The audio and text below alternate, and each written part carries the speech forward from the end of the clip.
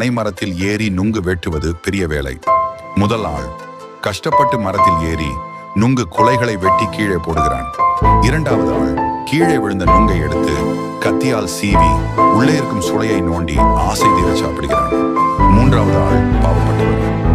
இவர் எதுவுமே செய்யாமல் அந்த பக்கமாக சும்மா நடந்து போகிறார். திடீரென பனை மரத்துக்காரர், தோட்டக்காரர் அங்கே வந்து விடுகிறார். நுங்கு வெட்டியவனும் தின்றவனும் உஷாராக ஓடி ஒளிந்து கொள்கிறார்கள். ஆனால் அந்த பக்கமாக அமைதியாக நடந்து போன மூன்றாவது ஆள் மாட்டிக்கொள்கிறார். தோட்டக்காரர், நீதான் என் நுங்கை எல்லாம் திருடி தின்றாய் என்று சம்பந்தமே இல்லாத அந்த வழிபோக்கன் மீது பழியை போட்டு விடுகிறார்.